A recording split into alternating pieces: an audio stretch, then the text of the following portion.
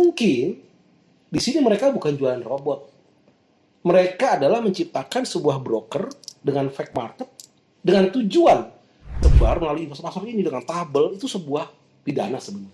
Akunnya sebagai margin yang dimanage oleh lembaga clearing atau penjamin.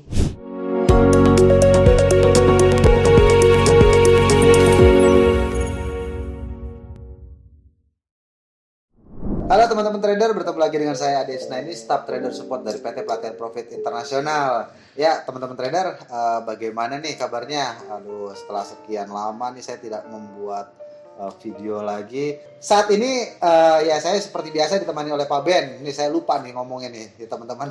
Oke nih, Pak Ben ya, Pak Ben di sini sebagai tim riset dan develop dari PT Pelatihan Profit Internasional ini ya. Saya ada satu pertanyaan nih yang mungkin lagi booming di Indonesia tentang robot scam, robot bodong, atau ya mungkin banyak juga nih. Udah beberapa provider terkenal yang ada di Indonesia ini ya mungkin diblokir oleh Bapak, itu bukan diblokir sih, maksudnya disegel sementara ya. Cuman kita nggak tahu nih. Ya saya di sini ingin sedikit memberitahu untuk teman-teman trader sendiri yang menonton video ini tentang perbedaan antara robot kita dan robot provider lainnya. Coba nih Pak Ben, tolong nih dijelasin nih untuk perbedaannya robot kita dengan robot provider lain nih Pak Ben. Coba bisa dijelaskan Pak Ben? Ya, sebenarnya yang paling membedakan kalau kita merupakan perusahaan dari lembaga edukasi trading dan juga expert advisor developer. Betul. Nah, tentu kita bukan suatu perusahaan brokerage, perusahaan broker bukan. Ya, betul. Sehingga apa? Kita tidak berurusan dengan istilahnya mencari penggalangan dana. Ya, betul. Kita tidak bikin broker. Kita tidak punya broker. Namun kami mereferensikan broker-broker yang legal. Betul. Bagaimana mendevelop sebuah robot yang dapat dijalankan di broker yang legal. Oke. Nah, itu yang perbedaannya. Nah, kalau di tempat lain, mereka itu broker, bukan developer. Mungkin robotnya pun nggak ada. Ya. Ataupun robotnya robot bajakan. Saya nggak yakin mereka seorang developer. Banyak sekali gitu loh. Apalagi strategi scalping yang bermain di rank spread. Misalnya dengan mendelay menggunakan arbitrage, strategi arbitrage, mereka mau meng-create satu broker dengan fake market misalnya. Ya. Yang harga real market sudah jalan nih mas, 3 menit ke depan sudah jalan, dia sudah naik duluan. Ya mereka gampang aja tinggal buy. Pas buy di titik itu closing profit. Fake market seperti itu. Nah, jadi mereka sudah mendesain mungkin ya dengan broker yang mereka buat sendiri. Di regulasi mana? Ya regulasi yang tier 1. Kalau di Inggris FCA, Financial Conduct Authority. Sebuah regulasi yang meregulasi perdagangan perusahaan berjangka. Jelas ada aturannya. Kalau di Amerika NFA, kalau di Indonesia Bapepti. Jelas broker itu punya aturannya. Mereka nggak bisa menerima dana. Mereka adalah sebagai pialang yang meneruskan order ke bursa. Uang yang mereka terima dari nasabah tersegregasi ke akun terpisah. Dan akun ini dimonitoring, diregulasi oleh badan regulasi di negara itu. Kalau Bapepti meregulasi rekening-rekening yang di broker legal. Ya, sehingga apa? Ya? Aman. Nah, mungkin di sini mereka bukan jualan robot. Mereka adalah menciptakan sebuah broker dengan fake market dengan tujuan menggalang dana masyarakat. Dana masyarakat titip dana. Dana titipnya sebenarnya. Ini kalau mau bahasa gampangnya, robot hanya sebuah kedok. Tapi yang inti di balik adalah terjadinya bujuk rayu. Mereka mensebar tabel, mensebar password investor, disebar. Ini sebuah pidana sebenarnya. Kenapa? Bujuk rayu. Di sini ada unsur bujuk rayu sebenarnya. Masyarakat yang awam dibujuk rayu. Kenapa? History trading dapat dimodifikasi kok mas. Di meta manager bisa dimodifikasi kok. Apalagi dengan delay aja. Aduh, pakai arbitrasasi. Seakan-akan bagus. Tapi masalahnya, order yang terjadi sebuah order manipulasi. Bukan order yang masuk ke dalam bursa. Nah, order yang dimanipulasi seperti itu nih, apakah bisa investor password dimanipulasi? Iya, jadi gini mas, mereka tidak punya liquidity provider atau lembaga clearingnya nggak ada. Mereka bermain sendiri. virtual desk kayak game. Ya, ini game sebenarnya, money game. Kenapa? Satu, money game mengenai ya Ponzi multi levelnya. Kedua, order yang tercipta itu sebuah permainan fiktif. Kenapa? Karena brokernya tidak dirugasi dengan jelas, tidak ada liquidity providernya, dan dana masyarakat pun tidak disimpan ke bank. Bahkan mereka masuk ke blockchain. Bayangkan, ini sebuah skema yang memang sudah diatur, menyebar itu paspor dengan sebuah order fiktif yang dibagus-bagusin dengan strategi yang arbitral seperti itu. Bujuk rayu yang disebar melalui pasar ini dengan tabel itu sebuah pidana sebenarnya. Karena tidak boleh menyebar paspor. Di sini ada tujuan apa? Masyarakat dengan nafsunya berpikir, wah, dijamin loh profitnya per bulan 30%, dijamin loh profit per hari ada 1%. Pengaruh nggak masyarakat? Pengaruh. 1 M dia pinjem ke bank misalnya, dia ngitung kan, wah, dia pinjam ke bank, dia masukin titip dana ke sana. Nah, disinilah sebenarnya bukan robot sebenarnya. Robotnya nggak ada kok. Order yang terjadi bisa order manual, tinggal di copy di dalam Meta Manager, Mas, itu bisa namanya forex copy. Copy akun. Oke. Nah, itu namanya order placed by dealer. Hati-hati. Order yang terjadi dan di cloning, jadi akun master mau itu pakai robot, pakai manual, di cloning, tapi dianggap mereka satu order pakai robot, padahal bukan. Manual bisa, gampang aja, pas lagi udah ada terjadi arbitrage, lag, kelambatan, market yang lebih cepat real, market real udah naik, buy. Emas misalnya. Karena mereka memang untuk desain fake market, masih delay, buy aja. Buy, tapi di sini closing, Mas. Itu sebuah, ya kalau bagi seorang yang memang memahami itu udah hal biasa. Karena ini strategi arbitrasi ini sering dimanipulasi untuk sebagai scam. Oh, terus itu untuk ininya, misalkan di demo WD, itu gimana? Nah, WD merupakan ya yang sebenarnya adalah permintaan penarikan margin. Margin bisa berkurang, masih bisa bertambah. Kenapa? Terjadi transaksi di bursa. Sehingga margin, kalau profit, karena ini real ya, real margin, uang kita kan di dalam segera sisi akun yang terpisah. Akun ini sebagai margin yang dimanage oleh lembaga clearing atau penjamin atau liquidity provider. Jadi transaksi yang real harusnya di bursa, kalau profit di closing maka margin yang ada di liquidity provider terus bertambah. WD merupakan permintaan penarikan margin dari liquidity provider atau clearing house-nya. Jadi kita request ke broker melanjutkan ke clearing house-nya. Lalu clearing house mengurangi margin out namanya. Butuh margin out berapa? Sekian dolar. Ya udah di margin out dicatat di lembaga clearing. Brokernya bangkrut, nggak ada masalah, Mas. Uang kita bukan di broker, uang kita ada di lembaga clearing. Artinya gini, di bank yang akunnya terpisah dari akun operasional broker. Sehingga iya, ini yang sebenarnya. Nah, broker-broker yang memang scam menciptakan sebuah broker tanpa regulasi yang jelas, tanpa lembaga clearing, dan mereka memindahkan aset atau harta masyarakat ke sebuah kripto. Blockchain melalui exchange. Ini bisa saja mereka menciptakan sebuah exchange baru. Bayangkan, dana masyarakat dikonversi untuk menjadi sebuah kripto, misalnya USDT kah atau Bitcoin, Ethereum kah. Dia pindahkan ke exchange yang nggak jelas juga, ilegal juga pas exchangernya. Uangnya kemana? Ya nggak tahu. Lalu tiba-tiba ditransferlah menjadi sebuah koin, ditempel atau dikirimkan ke blockchain mana, atau dikirimkan ke dompet mana. Ya dompet atau bisa katakan dompet mereka di broker itu. Apa resikonya? Nggak telacak. Nah di sini masyarakat yang mengalami ketika terjadi masalah, kemana uangnya? Kalau di broker legal yang ada liquidity provider, semua broker, Mas, itu punya liquidity provider. Broker bukan bank. Mereka ini ada banyak sebenarnya kalau menggunakan pidana. Mereka menciptakan sebuah broker ilegal menampung dana masyarakat, namun mereka pindahkan ke blockchain.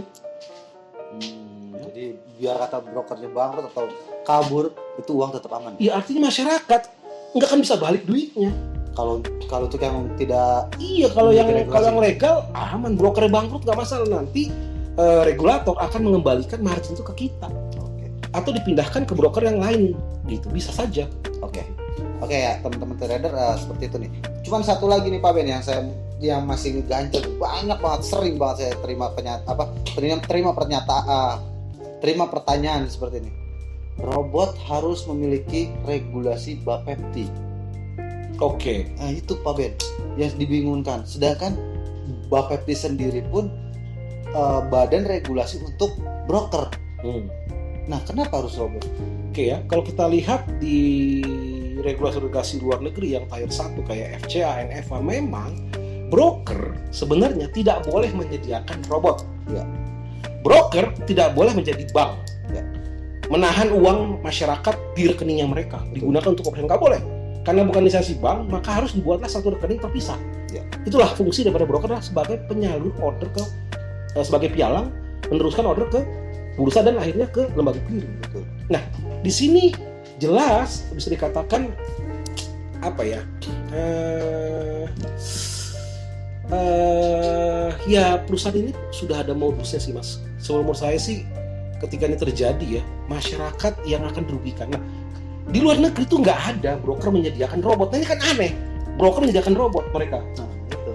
Robot dari mereka, broker dari mereka. Aneh. Di luar negeri memang tidak boleh broker menyediakan robot. Nah bagaimana dengan regulasi pemerintah? Apakah pemerintah boleh meregulasi robot? Boleh-boleh saja. Nah kalau luar negeri robot tidak diregulasi.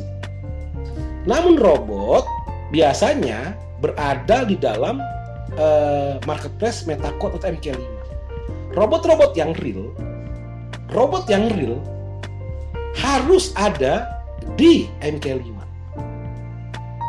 Biar masyarakat bisa mendownload dan menginstalnya secara langsung, pilih broker bebas. Sebenarnya sudah diajarkan bahwa pilihlah robot yang real dan nyata yang dirilis oleh pihak ketiga yang berkompeten seperti MetaQuote. Ya MetaQuote sebagai perusahaan pencipta MetaTrader. Ya. Mereka bikin marketplace mq5.com. Nah seperti kita ada Euroweb, kita masukin ke mq5.com, itu robotnya real. Mereka bayar ke mq5, mereka download, mereka install ke semua broker bebas.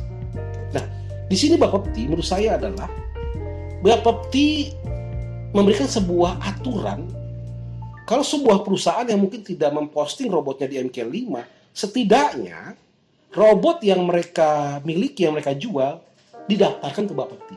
Artinya apa? Untuk mengecek apakah robotnya ada apa tidak. Yang kedua, robotnya bisa digunakan di broker manapun nggak? Bisa. Harus bisa dijalankan di broker yang legal. Ya, seperti itu. Nah, kenapa begini? Karena Bapepti sudah ada banyak peraturan.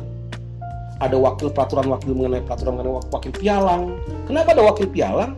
Untuk mengedukasi masyarakat supaya masyarakat nggak teriming-iming, mengetahui resikonya, mengkasih tahu berbagai peluang dan juga resiko yang terjadi dalam bidang trading ini. Nah, ada wakil pialang, ada juga penasihat berjangka. Nah, di sini Bapepti akan melihat bahwa payung hukum mengenai penasihat berjangka cocok dengan expert officer. Nah, kemungkinan besar expert officer akan di bawah payung hukum mengenai penasihat berjangka.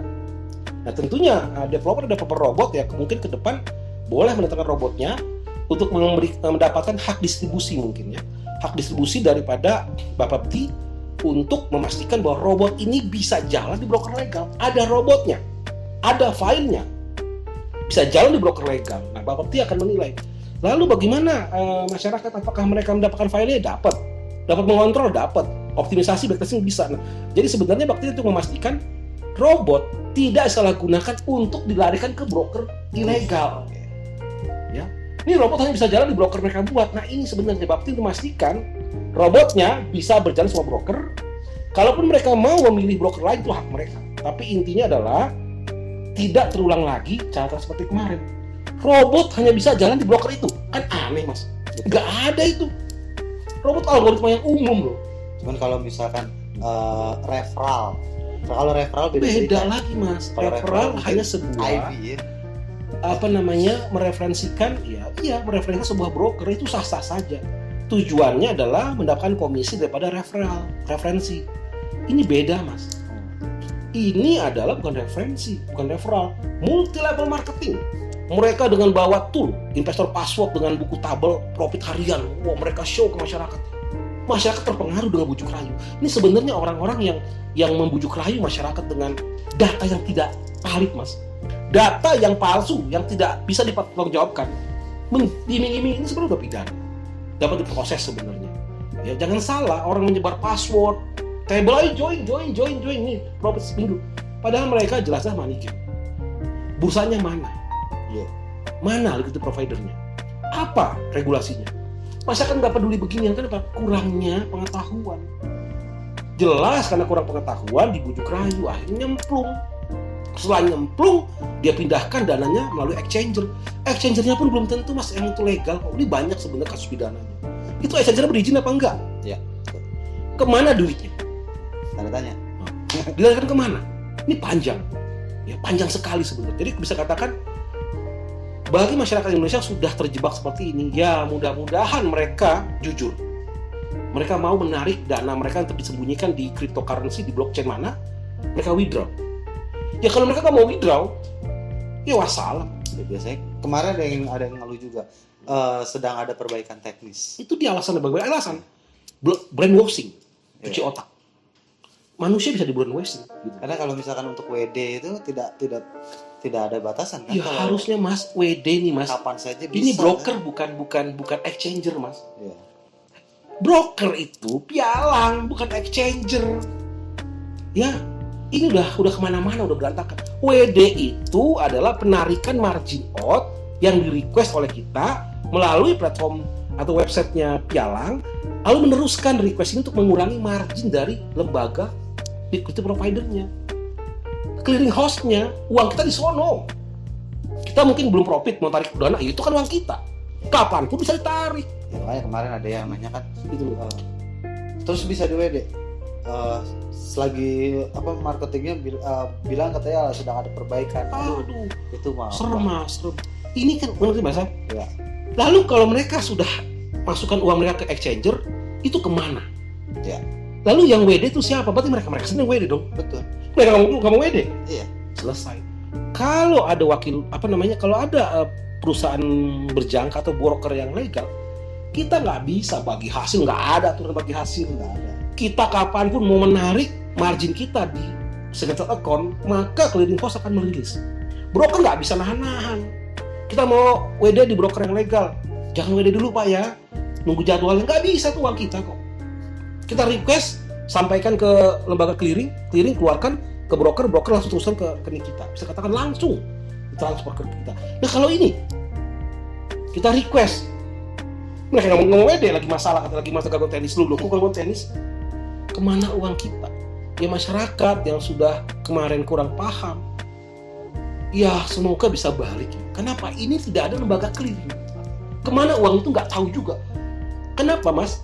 Ini masih dengan jalur perbankan. Bisa dilacak uang itu ada di mana. Kalau di cryptocurrency, ketika kita masuk ke exchanger, kalau exchanger ilegal masih mending mas, masih ada regulasi. Kalau exchanger ilegal, dikemanain uang kita? Dipindahkan ke kripto mana? Dan bagaimana nariknya? Nggak ada yang tahu. Masuk ke dalam jurang yang gelap. Ya. Jadi tergantung kebaikan hati mereka. Aduh mengerikan sekali. Ya kalau mereka lebih bagus di penjara dibanding balikin uang, ya sudah dihitung. Ya nggak apa-apa di penjara, yang penting uang saya triliunan. Ngeri sekali, nggak ada bisa narik. Iya betul. Di cryptocurrency itu kalau udah masuk blockchain mas, bahkan ya blockchain ini, cryptocurrency ini ya bisa dibuat untuk pencucian uang.